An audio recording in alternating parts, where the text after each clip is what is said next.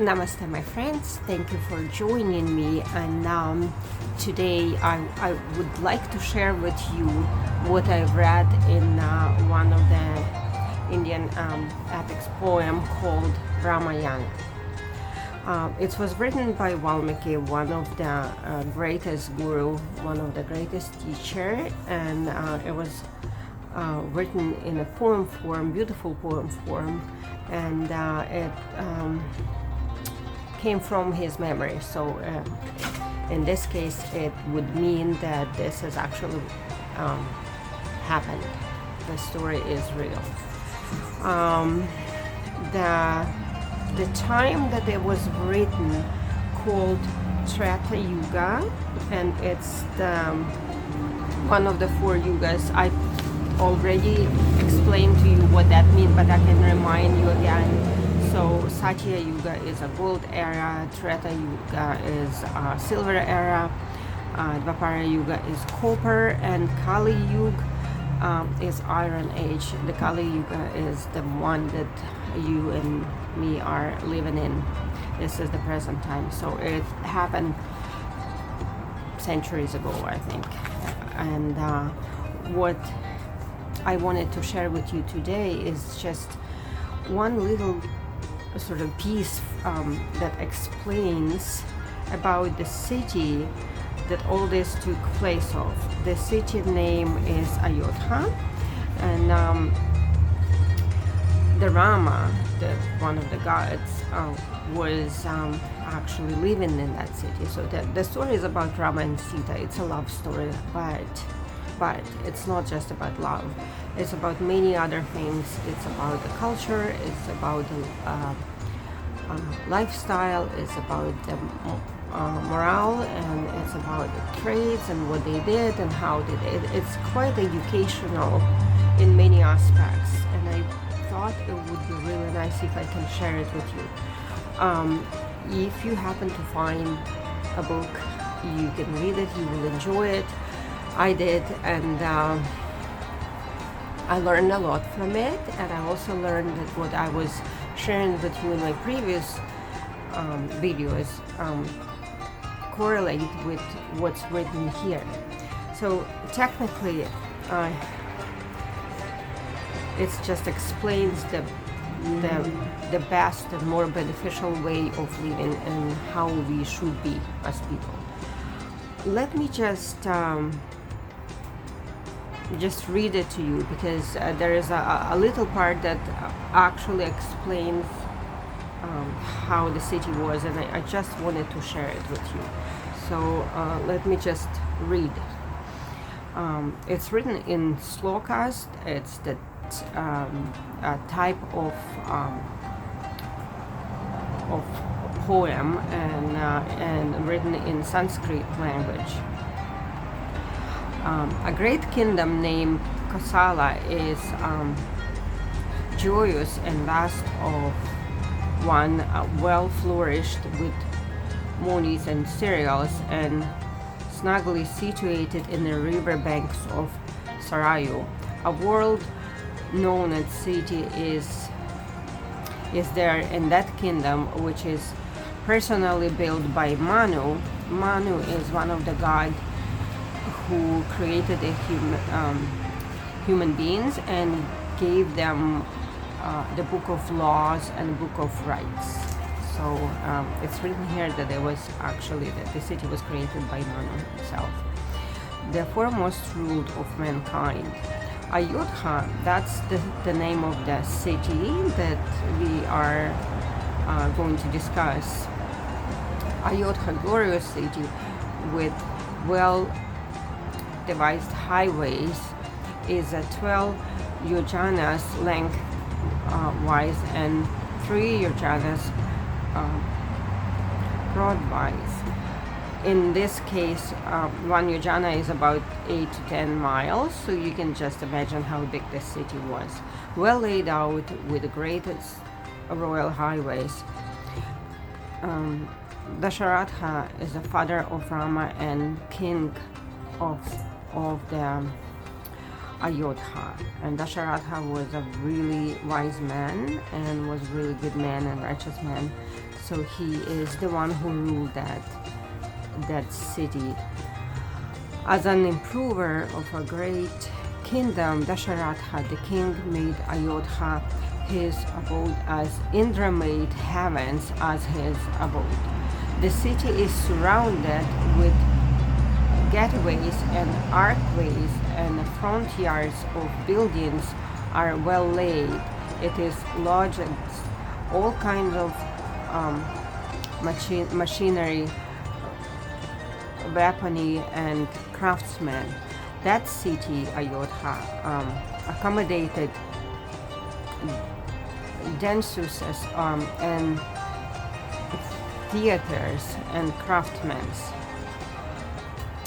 And the city surrounded everywhere with the gardens and breaks of manga trees. Ayodhya is an impassable one for trespassers or for others invaders, with a throne of provincial kings who came either to pay dues pervade that city. So it's just an explanation how city was established, right? And just try to imagine how it looked like. Buildings are ornamentally studded with the precious gems and with such multi-story skyscrapers. She is adorned and filled with them. She is like Amaravati, the capital of Indra. Indra is one of the greater gods in the Hinduism. So they mentioned the 7 stories buildings in this city, decorated with gems. It's really beautiful if you try to imagine. Rice grain is plentiful, while the drinking water tastes like sugarcane juice. The city is sounding with the drum beats and with musical rhythm instruments like mridanga, cymbals, string instruments like veena. On earth, Ayodhya is uniquely vast city. The skillful archers of Ayodhya will not kill one with their armors, one that does not have either a predecessor or a successor in his family. They kill the fattened and roaring lions, tigers, and wild boars with the might of their sharp weaponry, or even with the might of their own arm alone. Ayodhya is encompassed with Vedic scholars who always worship the ritual fire. Other great souls that are in similitude with great saints and who are just like sages that are charitable donors and that abide by the truth. The king Dasharatha, while dwelling in the city of Ayodhya, protected the world like Manu did, the foremost protector of mankind. The rules Ayodhya as Indra rules heaven. People are all exuberant, yet virtuous ones, and scholars are variously learned ones. People are satisfied with their own riches. They have no greed. They are advocates truthfulness alone. No one with merch accumulation is there in that great city. No one with and no householder is there without unearned means and without cows, horses, monies, or cereals, and who could not sustain his family. So everyone is well off to their needs. It's quite interesting. No one can see a lustful person or a miser of or cruel one anywhere in that Ayodhya alone with non-descripts or non-believers, for there are no such person. All the ladies and gentlemen in that city are virtuous in mind, self-controlled ones. They are all self-satisfied like great saints, and both in their conduct and characters they are blameless. Great description of a person. No one there without his earrings or headgear or garlands. No one misses his regular oil baths creamed with sandalwood and perfumed physique. So I just wanted to mention that earrings are indication of scholarship or education or grades in their design. So by looking at the person and seeing what they're wearing, you will know what kind of education they would have. And the headgears present their social status. So also if you see someone wearing a specific headband, it will tell you to which awareness they belong, what kind of social status they have, and anything else on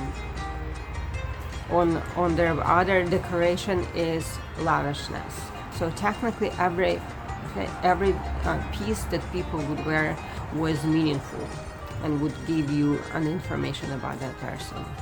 Isn't that great? We just wear it because we have money. Huge difference. No one is uncharitable in his nature. Know someone who is without sacrificial fires, and none without performing a sacrificial rituals.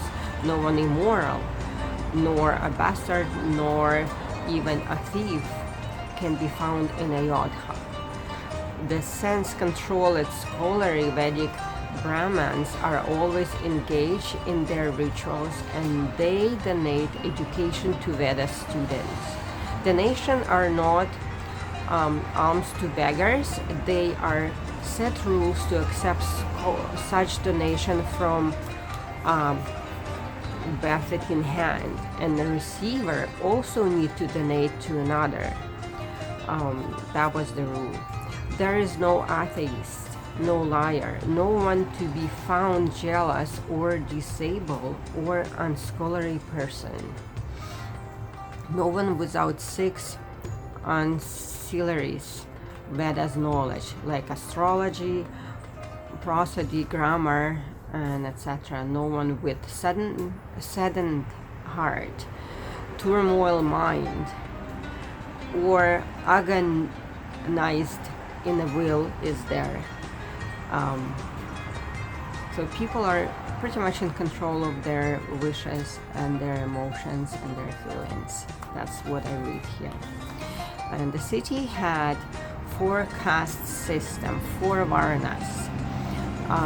Everyone of member of each caste was a worshipper, a guest, a faithful, illustrious, valiant, and brave person.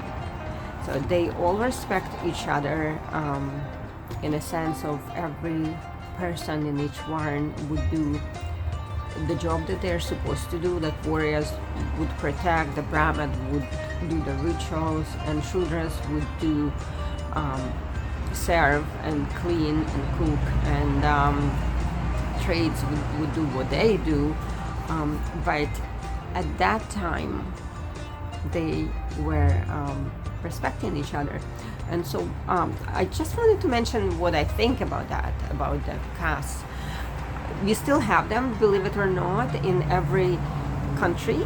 However, we don't have that respect to each other. We do have rich people and poor people, and those who are with a good job, and those who consider to be non-educated with not as great job. And it actually, this way of thinking and living destroys our morale. because we need to be respectful to each other regardless of what we do. And as I said before, nothing wrong in being a Shudra, but we need to respect them because they are doing the dirty job. They are serving and cleaning the streets, cleaning the houses, and for that reason they need to be respected as well because they are doing their job. And right now in India they are not allowed to be educated. It was not the case in Treta Yuga, and it was not okay to treat people with disrespect and be dismissive to them. Shudras were as well respected as other varnas, and because the understanding that every one of us doing what we're supposed to do, and where we are and what's happening to us, it's all according to what kind of karma we have. So you have to really keep that in mind as well. And because we don't have understanding of what's karma, we are disconnected from divine, we are disconnected from our spiritual family, from our creator.